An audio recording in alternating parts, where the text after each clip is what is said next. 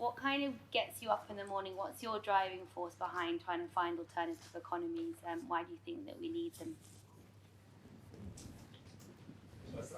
Well, definitely my driving force is to create a 21st century commons. That's what I think most of my. So we've been really stuck in this idea that we have two ways of doing things. We have the state, and then we have these atomized individuals that we've been talking about. And what we've forgotten is this really amazing structure called the commons, which so much of the problems that we're talking about could really be an interesting adaptation to the commons. So if you think of money, land, data, which is kind of our new fuel for the economy.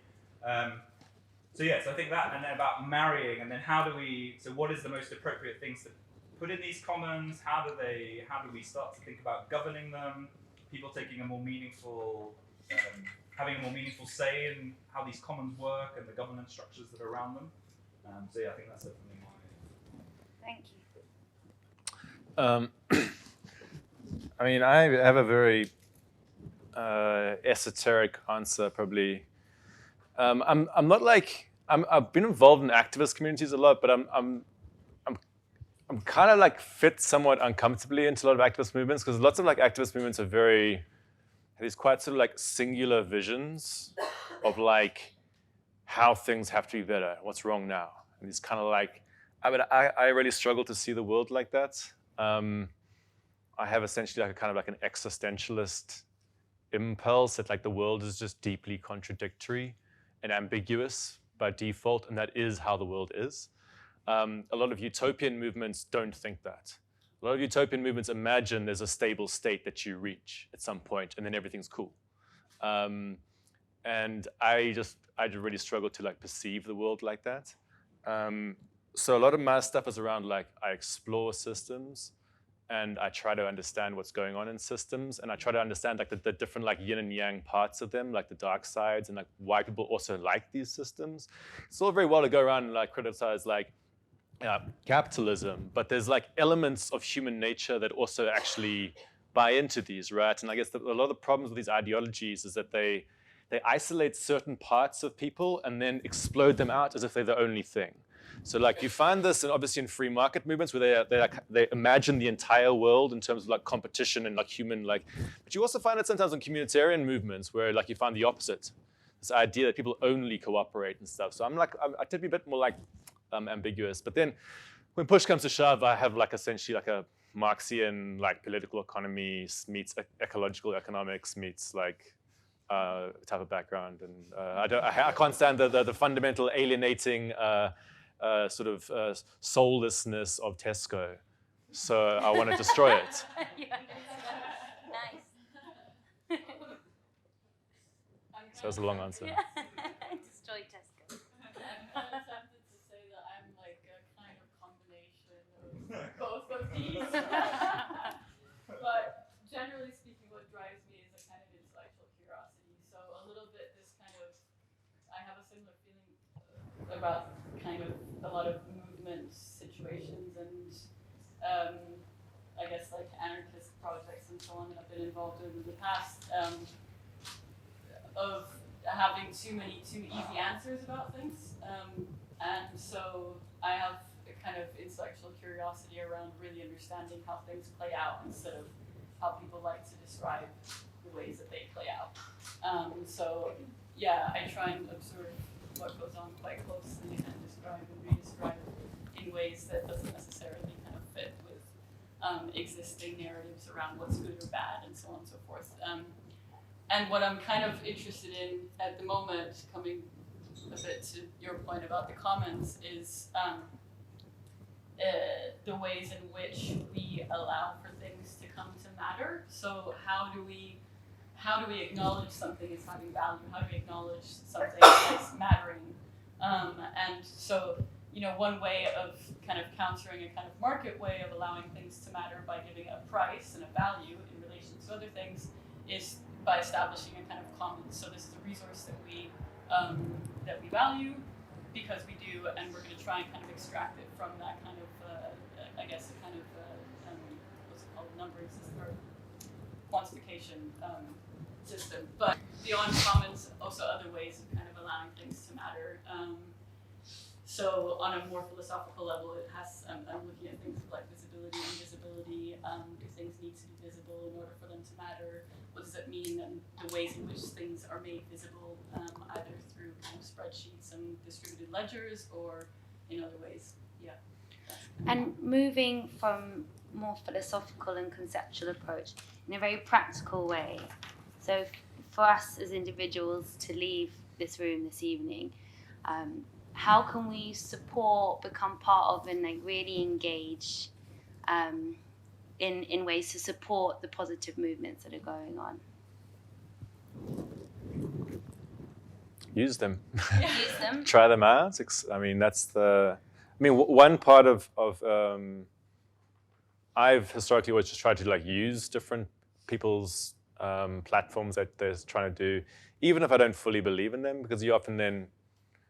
I mean, the act of supporting is important in itself, but you also start to see what you don't like about certain systems and how you might make them better. For example, the local currencies.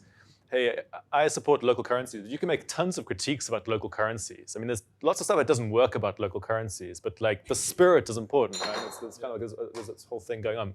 And actually, local currencies often know that they're operating against the grain of how the system's actually working. So they're always underdogs. So like,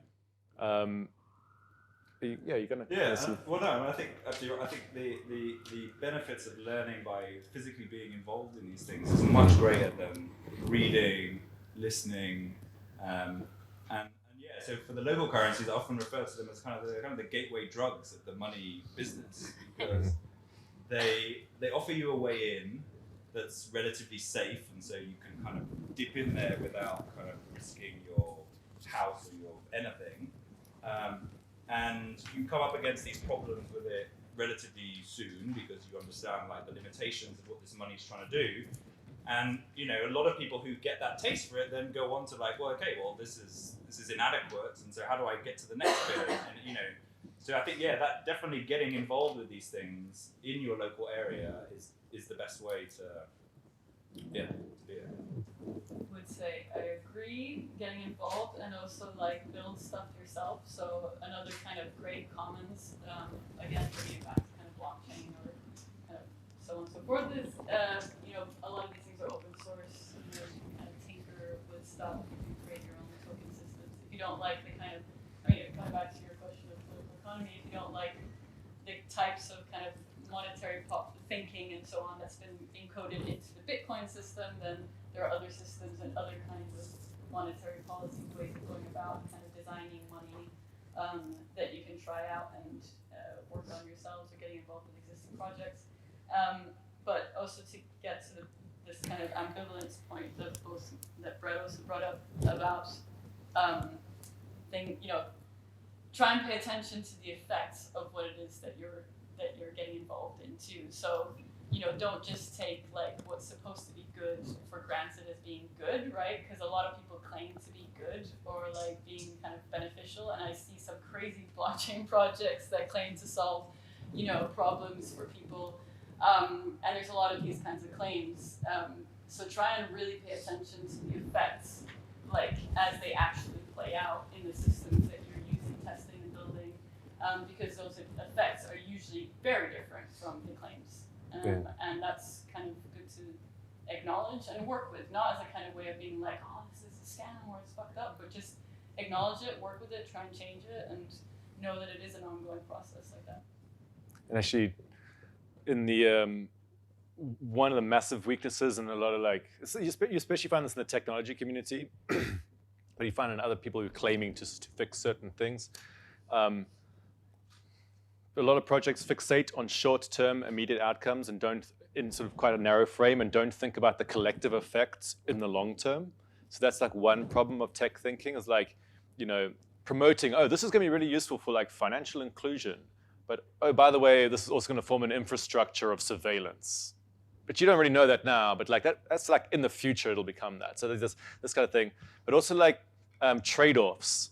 So like trade-offs are like a massive thing that people like often struggle to conceptualize. A lot of people who claim to be solving something are often like taking, you can imagine like a seesaw, and they say like, here's a problem, So let's like fix it by pushing it up, and they create this new problem. All right, the seesaw has just now moved the other side. That's like a trade-off. And like many of these startups who claiming to quote unquote solve problems are just simultaneously just creating new problems. All right, and so like becoming aware of these dynamics and getting past this sort of face value of what people claim that they're doing is like a very, like it takes a while to like sort of see through a lot of that and then sort of figure out how you'll deal with that. A common theme that we keep coming up against is there's like a deep sense of unfulfillment and disconnection and a lack of belonging that I see quite rooted in the way that the economy just is working. Do you see these alternative economies as really being able to bring that back? This was actually something I was thinking a little bit about during your talk, because there is, you know, when we're talking about, well, actually between both of your talks, because this question of, for example, decision making and that being a kind of empowering experience really depends on a lot of things, right? Like decision making can be empowering or hugely disempowering, and it really depends on the risk that you're dealing with. So, and that depends on whether you're kind of taking a decision within a huge system where you're not entirely sure how your decision is going to impact you back, or whether you're taking a decision within a kind of relatively small, easy to understand system where you know exactly what the effect is going to be and you know exactly how it's going to change your current conditions, right? The truth is right now, a lot of the decisions we make are within huge systems that we really don't understand how those effects are going to spin back on us and how those effects are actually going to spill over onto other people in unintended ways. So it's complicated. Yeah. And actually, if you to go back to one of the first things I said was around we live in extremely large scale, specialized economies. By that I mean each person is like got a very specialist role. Like that's the only way you have large scale, right? Like there's a link between scale and specialization. If you go to like a super small scale economy, you find very low levels of specialization. People all kind of do a similar thing. But the economies we work in are basically like massive scale, strangers, don't know anything about each other, rely on huge institutions, right? And a lot of the sort of movements around like localist economics or like quote unquote the sharing economy and these things, we're often trying to like re-engineer types of community ties that used to exist in smaller scale economies, but often without the actual fundamental things you need to make those economies work. So for example, if you do go to actually like rural South Africa, I'm from South Africa, you find people just naturally doing many of these types of like local economy things because it kind of makes sense. It's how your economy is structured. But if you go to like an inner city of London and you try to convince people to behave like a community when de facto their economy is global, it becomes much more like performative. You're trying to get like people to sort of like recreate something which has kind of like been lost, right? And this is one of the reasons if you look at like sharing economy platforms, one of the big impulses behind those originally was like, let's try to re-engineer community when it's been lost in an extremely large scale system. But one of the side effects of that, if you look at like what was now called sharing economy, is like Uber. I mean, it's literally a gigantic centralized Silicon Valley corporation that has like zero community aspect to it, but it comes out of the sharing economy movement, right? Because they basically said, okay, we're going to identify spare capacity that you have, and then you're going to quote unquote share it with each other by like paying for it, right? Which is not sharing; it's basically just like a renting, right? So like a lot of these movements have been, when you put them into certain economic contexts, can be co-opted. So the real like dark arts of this stuff is like, how do you try to like re-engineer community in a situation when basically the economic structure doesn't support it, and also somehow prevent it from being co-opted. And that's like an exciting job to try and work on. I mean, it's really like interesting. I mean, it's you're in an underdog position, but it's possible. Well, you need shared values, right? That's what underpins it, because otherwise it is performative. You have to have something that's uniting you beyond the fact that you share within the same economic system. Sure. But yeah, I mean, there's an interesting aspect to that, right? Because it is, yeah, you need to have shared values because currently the shared values are the kind of systems within which we've agreed on operating, right? So there's the market system, and then in Bitcoin there is the decentralized ledger, the blockchain, and that becomes shared protocol that defines the community. So if you want to define a community outside with a different shared protocol, then you need to try and work that out. What's that going to be? In the past it might be religion. In the past it might be nation states. What are other forms of kind of shared community things that tie together, which are basically the kind of the default platform that we can all kind of agree on and relate from. But I think the whole idea about what putting people back in control really means, I think, I've certainly gone on a really big journey in the last 9 months as I've been trying to work with gig economy workers to think about mobilizing around creating cooperatively owned platforms.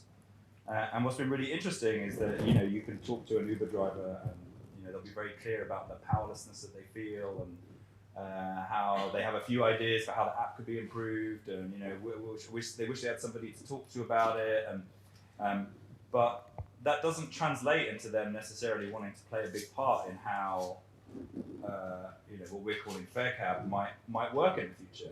What in fact most people want by being involved and having some control is that they have a sense that the entities they're interacting with are basically aligned to a great extent in terms of what they're trying to achieve, and that when something goes wrong, that there's a grievance process that they can access relatively easily to kind of redress that. And that's certainly been a big learning journey for me, where if I were a driver and wanted to be I would really want to be involved in the minutiae, but that's my personality type and very particular. But so we really do need to interrogate what that means and what people actually. Most people don't actually want to make all these decisions. In fact, it's a real hassle. No, of course.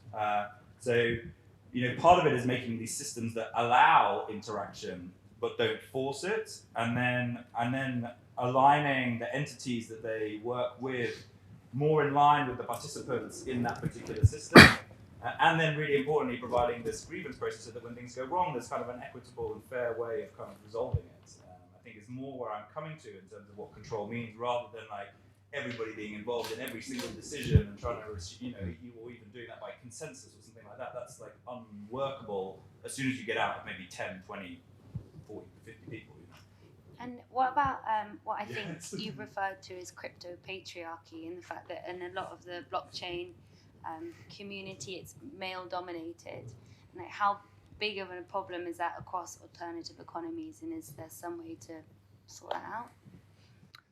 I mean, in traditional alternative economies, you find there's a big gendered thing depending on what part you're looking at.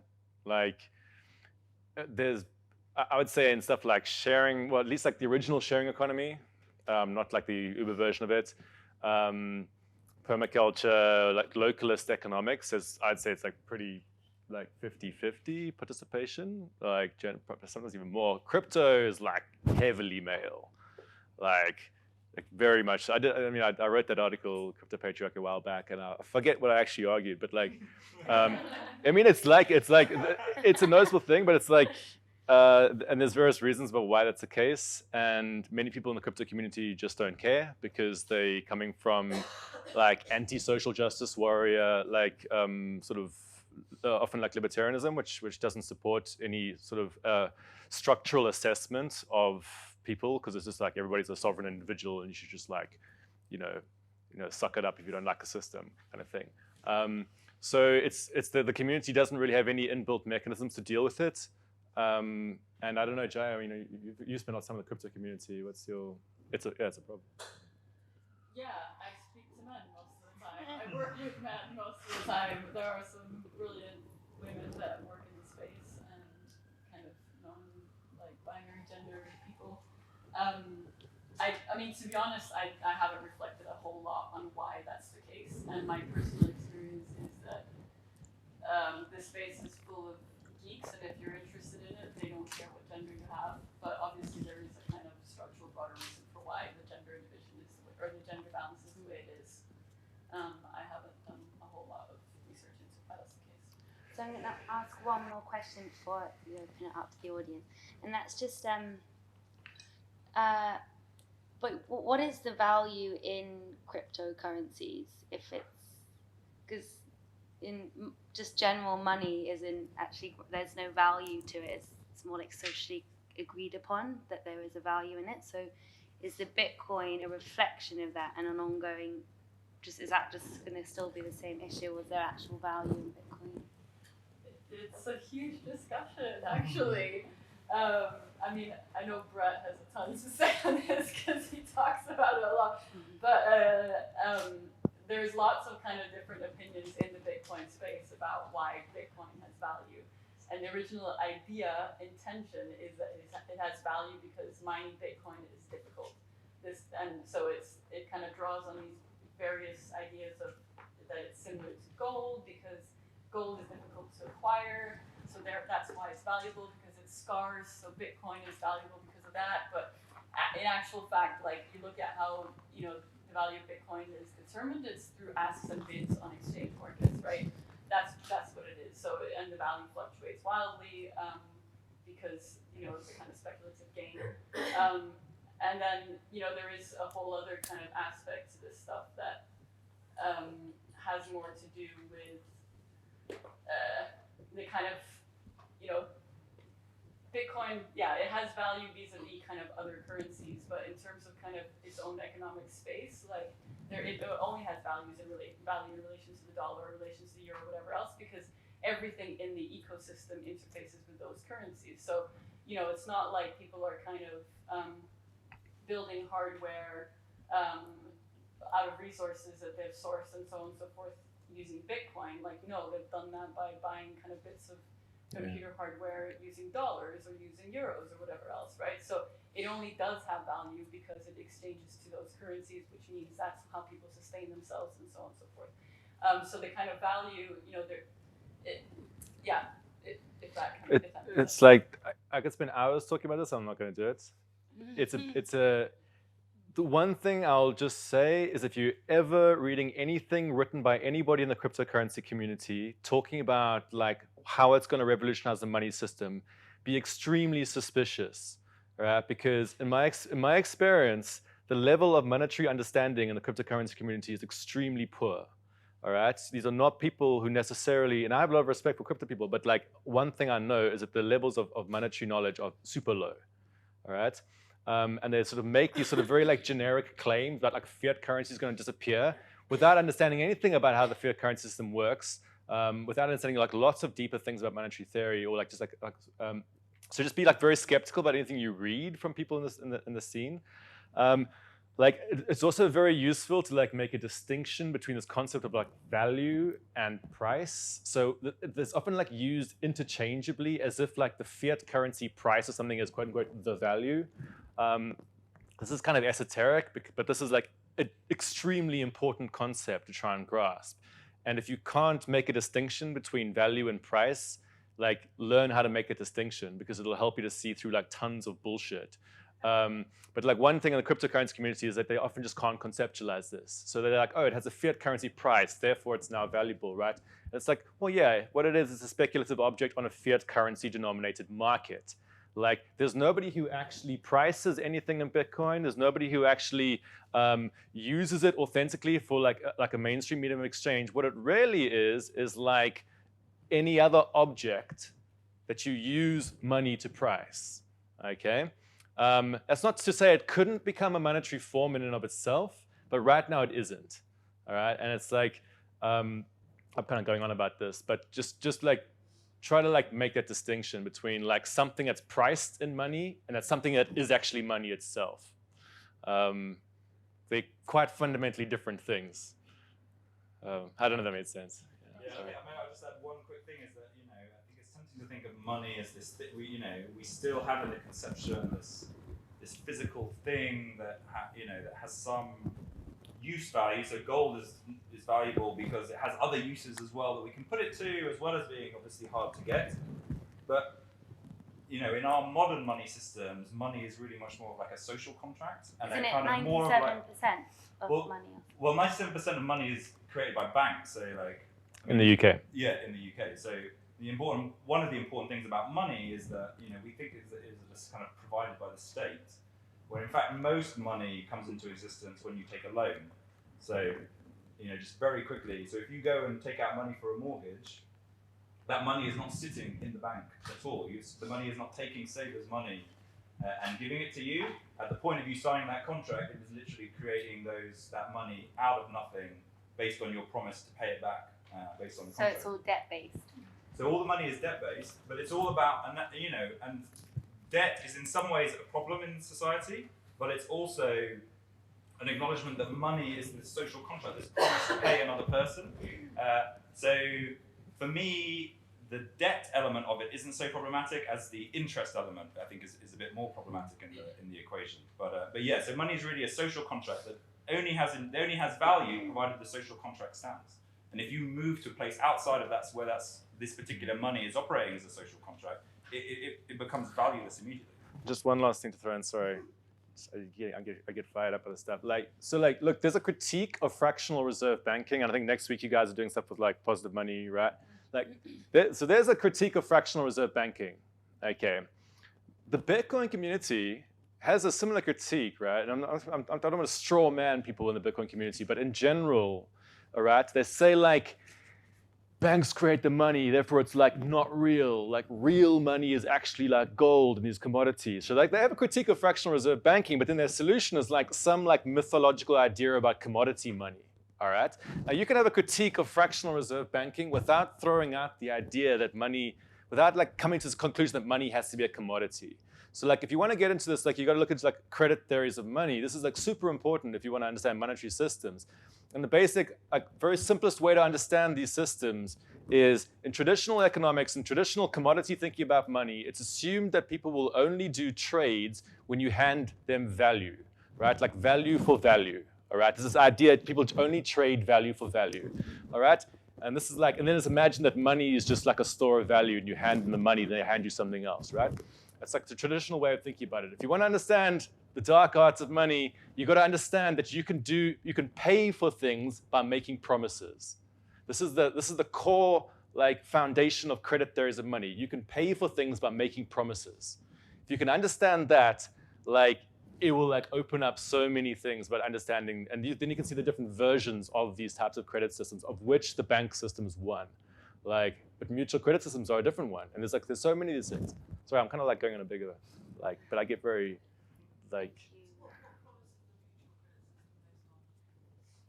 So there it's an agreement within all the members of the community of the mutual credit system that if two businesses within the system transact, that they can exchange tokens, and that those tokens can then be used throughout the rest of the system. So it's that same contract that we have in a normal money system, whereby you give somebody, and that, I mean, look at your notes. It says it's a promise to pay. It's all about this future promise to fulfill this obligation that you have, and that's the same in these mutual credit systems. Yeah. To go back to Bitcoin, I was just wondering if you could speak about Bitcoin and economies and environments. Speak about the environmental impacts of Bitcoin and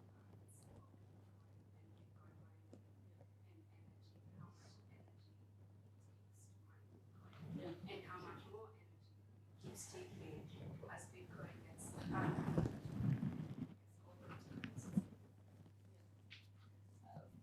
It's one of the big critiques of Bitcoin, and it's one of the big problems of Bitcoin, and everybody knows it. And people are trying to kind of work out ways of resolving that. So, you know, people who are kind of diehard Bitcoiners are trying to work out ways where mining is done through a kind of like collaboration with energy companies, where they kind of reserve energy that they need to keep in case of like spikes and whatever, can be used for mining Bitcoins and turn that into kind of tokens that they can trade between each other and so on. So there's like these kind of weird ways that people are trying to work around that problem. Everybody knows it's a problem.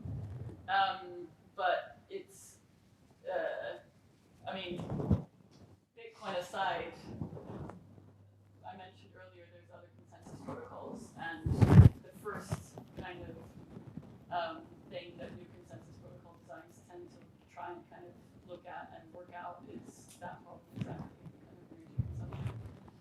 So there's proof of stake that instead of kind of like a lottery system and mining, people stake a certain amount of their currency, which then allows them to decide which transactions get verified.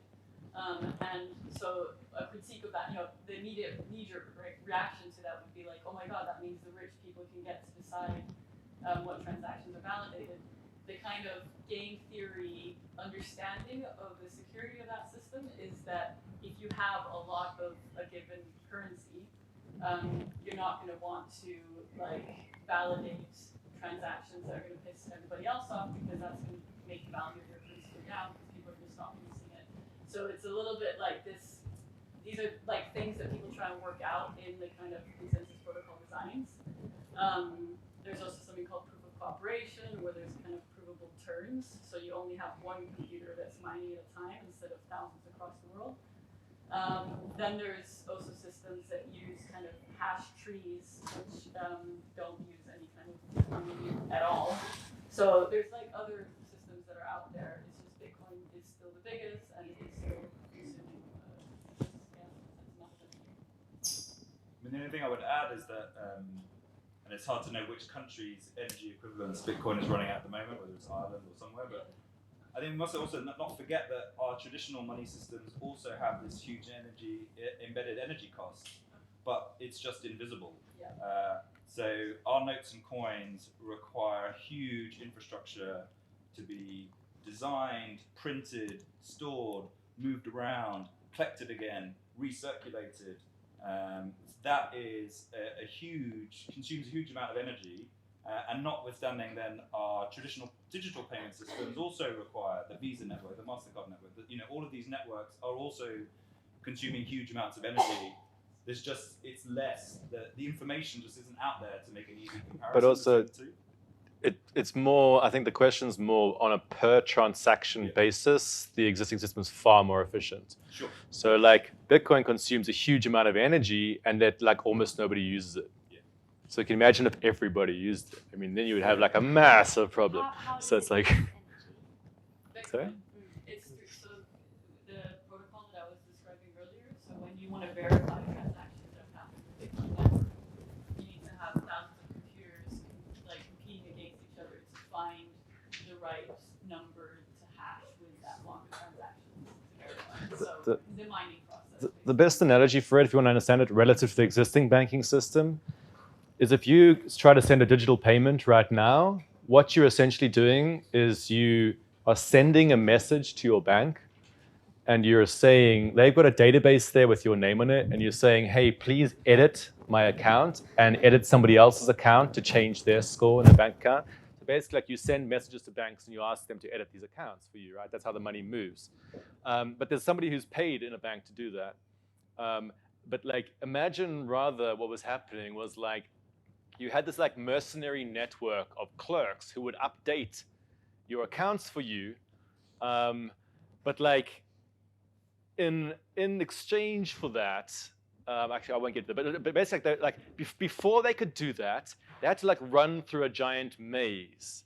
All right, so it's before I can update your account, we have to race each other through a maze, and then if the first person to get there to update the account also, as a special little treat, gets to just write new money in for themselves.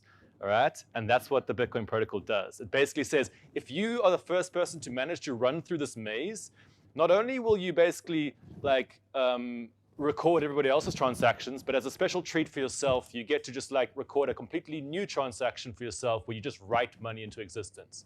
And that's how Bitcoin miners get rewarded. But that process, like them running through that maze, it's energy intensive. But it's also part of the protocol. If you logged on in 2010, you could have secured it with your laptop. And it would have been thousands of laptops all working together. But the nature of the incentive to process that do that hash a bit quicker means that all this specialist equipment and it's basically an arms race has been brought on, creating ever faster hashing, requiring ever more power, and then the protocol kind of makes things more difficult as more computers join in the network, and so you have this ongoing arms race that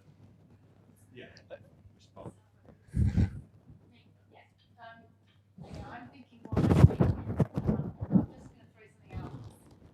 You might have something to talk about. So we think about and the thing that I'm constantly noticing is that lots of people are not acknowledged by society. So something like 60% of GDP actually comes from unpaid forced labour like care, emotional labour, domestic labour, reproductive labour, all those kinds of things. So that's one premise. The commons requires labour to manage it as a kind of housekeeping. Because traditionally, actually, that kind of labour is often done by women.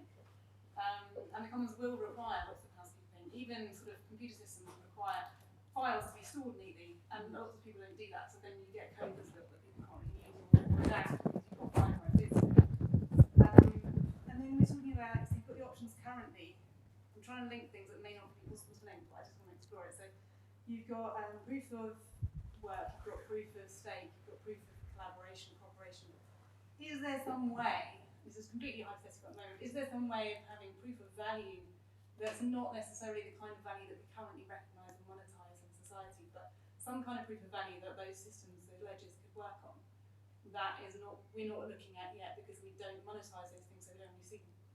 Does that make any sense? Well, so, I mean, this was one of the kind of attractions of these systems for, like, I guess people on the kind of black and anarchist side of the political spectrum or whatever, was this idea of, like, we now have programmable money, and we have money that we can kind of design what we want, which means that we can also kind of design them for really good things and to take into account all the things that normally aren't taken into account.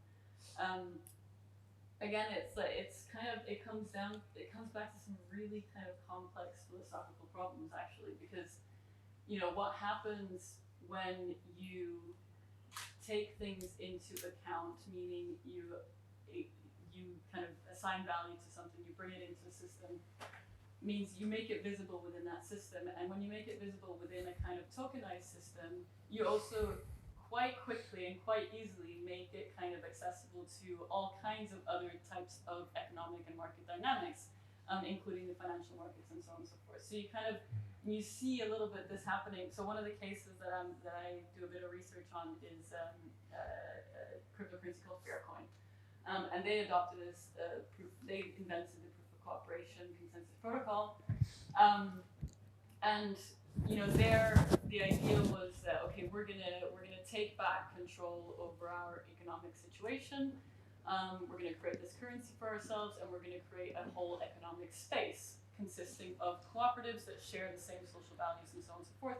So it wasn't just, let's create a currency that's on the exchange market and has a value in relation to euros. No, it was really an attempt to create an economic space. And they did that by kind of certain ways of locking in value into the kind of community. But what they struggled with, one of the main ways they did that was, we're going to decide the internal exchange rate of Faircoin to euros. And we're going to decide that through assembly-based decision making. So we, the community, decide that one Faircoin is worth €1 or something. I can't remember the exchange rate originally now.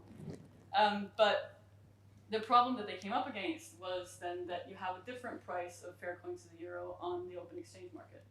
And that price actually has a real effect on the merchants and the kind of people within the kind of network, because they still have costs within the euro, right? So that are on the kind of euro. So if you had a kind of internal price that was lower than the market price, then you have people buying on the internal market, selling on the external market for a profit and so on. So it was like this moment where it's like, oh shit, how do you escape those dynamics? How do you kind of create a kind of economic space? How do you create a way of valuing things that doesn't automatically and immediately open it up to all these other ways of valuing things and exchanges and so on and so forth?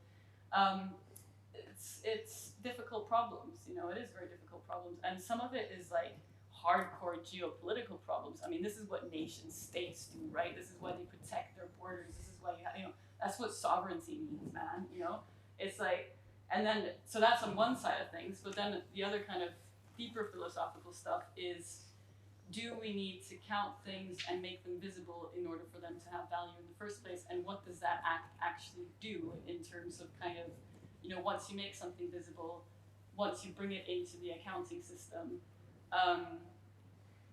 what does that, then that thing becomes a thing, right? It becomes a definite thing that can then be acted upon. And it creates a kind of power relation, and it creates a certain set of dynamics that need to be kind of carefully attended to and unpicked and understood, you know? Thank you. Can I have an example of that? The red plus system. Yeah. Reducing emissions through deforestation and da-da-da.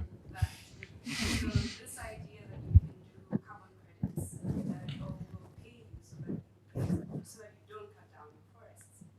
But what that does is that it says, well, this forest is actually worth $100. And what ends up happening in those cases is that those forests actually then get cut down. Then get cut down by elite people in countries, get cut down because then now you made it visible in the market, in the financial system.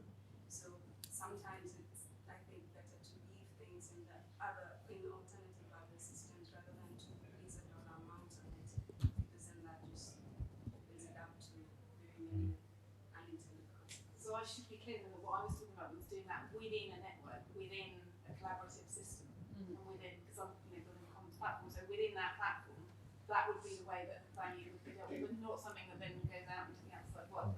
That's not then impacting the way that things are done outside of that. On some of the politics, which maybe relates to both, in the environmental scene, so like the natural capital crew, all right, and the I used to dabble in carbon market. I used to work in the financial sector, so it's like I've had some experience with the carbon market side of things, which are like useless markets. But the impulse among some environmentalists is the idea that, like, given the current system, if you want something to be taken seriously, you got to put it in terms of monetary pricing, because policymakers don't take seriously things that aren't put in monetary pricing, because it's not considered like scientific or robust or something. So you have to so they're forced to create these like super dubious methodologies for how you give monetary pricing to things that just aren't on markets. I mean, I've seen some like incredible bullshit in the natural capital scene, like people trying to like work out a monetary value for the earth, for example. And it's like, well, you do realize that like without the earth, like money wouldn't even, like, this is like an absurd concept. The fact that you can even imagine this is like a legitimate concept is like beyond me. All right, but like it's a political reality. But then and sometimes I respect, some people do actually think that actually this is what you have to do to say these types of things. But then you're right, like what it simultaneously does is then it potentially actually opens it up for marketization.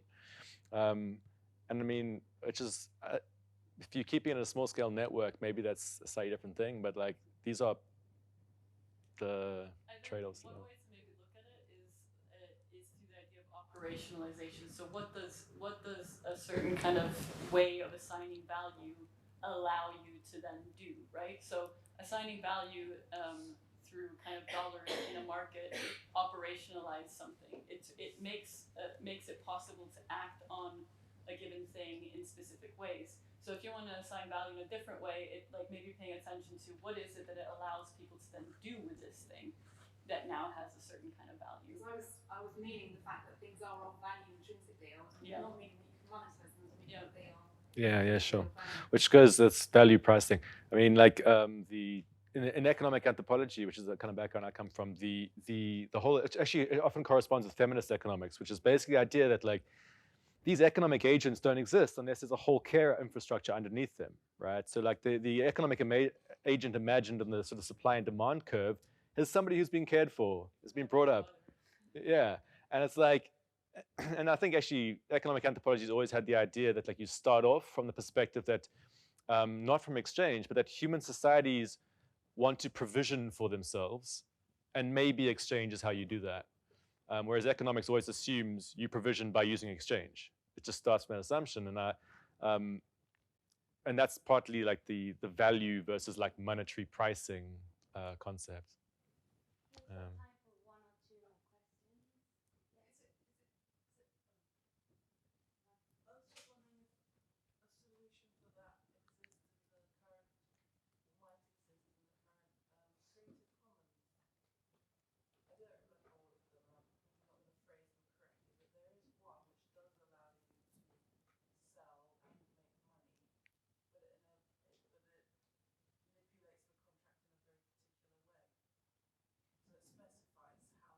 Yeah. So yeah.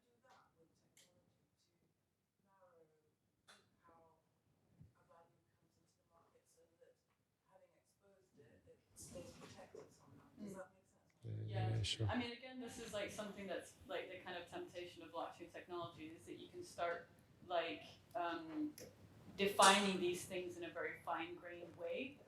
So with Creative Commons, for example, I mean, I'm guessing the contract or the license that you're talking about is probably like along the lines of you can use it commercially, or you can only use it commercially under certain conditions if you reproduce the same license or whatever else. But there's like what like the share alike or something like that. Share like and pass it on. Yeah.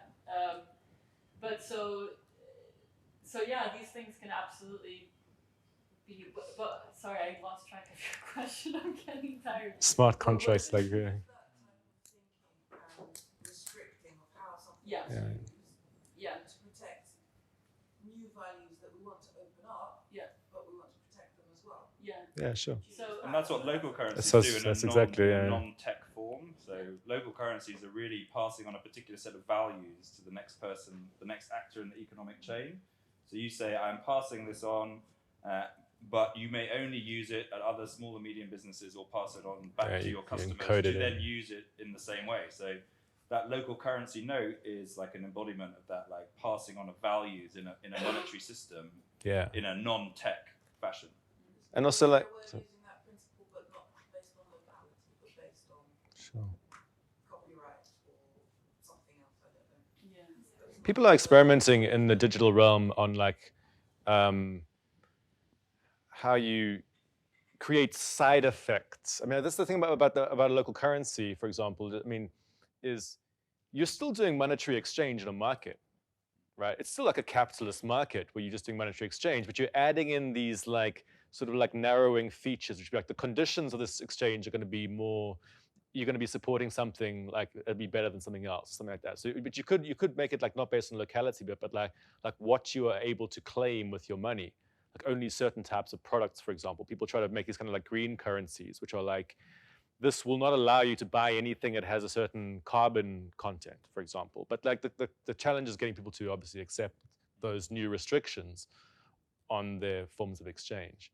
But totally, I mean, it's a double-edged sword, right? Because it could also be a way of really kind of regulating people's consumption patterns full on, right? So it's like you have this programmable money, and it's like, well, I'm only going to pay you in this token that will only allow you to buy products from these and these places. And you'd be like, oh shit, you know, like it's kind of like this kind of fine-grained conditionality. Like, I think there is a temptation.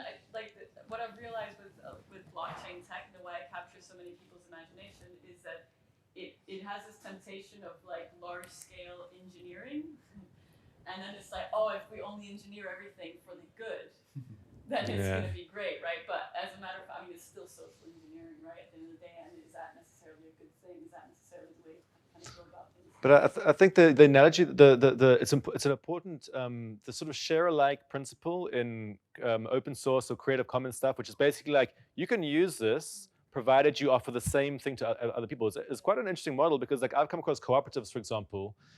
This was in Greece, in Thessaloniki. Remember these guys had this model which was. We're going to be a normal business, but we're cooperative. But as soon as we reach a certain amount of profit above a certain amount, we automatically have articles of incorporation that kick in and say, you have to take the surplus and use it to seed another cooperative. But that cooperative then has to abide by the same principles in order to get that funding from us. So it's a kind of like a share-alike kind of concept. And theoretically, it could create like a sort of viral like seeding of cooperatives that have the same principles.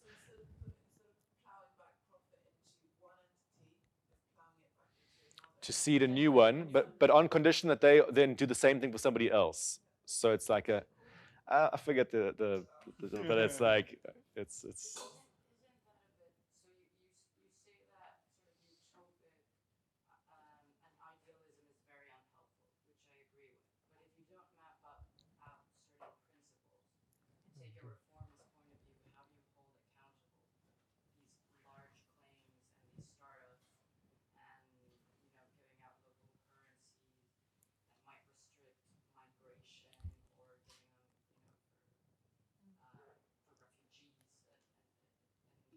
and unless you have a review process, unless we know actually what we want to Sure, be and what we can live with on those stages, and then we can make necessary changes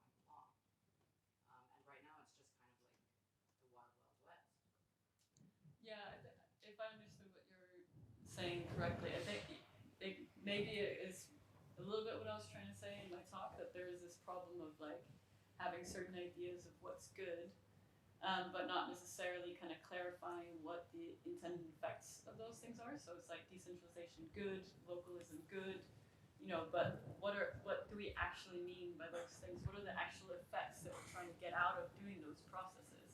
And only then will we be able to actually step back and look at, okay, we've now built these systems that supposedly do that. Do they live up to the intended effects that we thought they might have?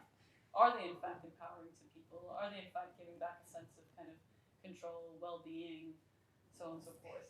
It'd have to be also like environmentally sound. So if something wasn't going to be causing harm to the individual and individuals in a society, but nevertheless it's not going to be causing harm to the environment which supports us all. And I think that economics is so divorced from the land, and is so out of harmony with the natural world. And for me, that even if it's socially just, if it's environmentally unjust, for like destroying the land which sustains us all and our children forevermore, and I think that's got to be focused.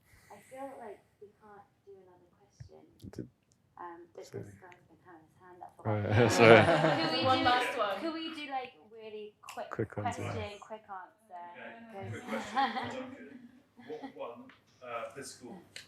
What one change would you make to the physical and economic system to engender the positive decentralization that you were speaking about? Quick one.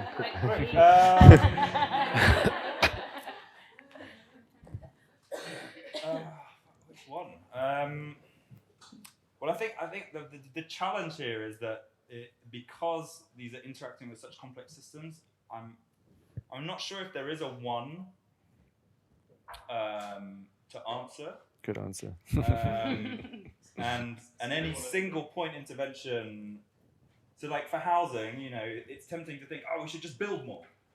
But then just building more doesn't take into account that like a lot of the reason of our housing going up is because of the way that bank lending happens. And so you need to do that demand side, but also the supply side. So I don't think in any of these there are kind of single ones. But one that I think is particularly powerful that I haven't had a chance to mention yet is this idea of participatory budgeting, which is where people get to choose how public money is spent in their local area. And Scotland is kind of I'm not sure if they're pioneering it, but they're certainly embedding it in the way that they spend their public money. And I think that's hugely empowering to people. It's a really simple thing to do. You're not talking about deciding the whole of your local government budget, but they kind of assign a couple of £1 million, in various local areas in Scotland, and then people decide where that money goes. And I think that is a single. So they have like meetings and votes and I think that's a really simple point intervention that potentially doesn't have too many like unforeseen consequences, that provokes a real sense of community power, builds like social capital, but is very much in the system. So it's not like hugely disruptive either. And so it's like an easy one that in fact I think has quite a lot of benefits that I think we could all do with doing. Thank you. Can we have a last word? Yeah. On the same? You go for it. I don't know. No, just on, I guess, a spin-off from what Duncan was saying. I really would want to. I'm trying to get engineers and people in kind of blockchain to look at taxation systems.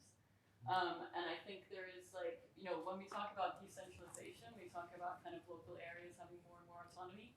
A problem kind of emerges around the question of redistribution and the question of how to create a kind of redistributive systems that are not a kind of delegitimized pain in the ass tax avoidance kind of scammy type thing, but that actually has some kind of sense of solidarity and real kind of connection between these kind of decentralized local areas and so on. So I think systems of redistribution and kind of re-looking at taxation systems, I think, is like an area that just needs a lot of attention. I was just also thinking, how are your engineers looking at that? They're not yet. My engineers.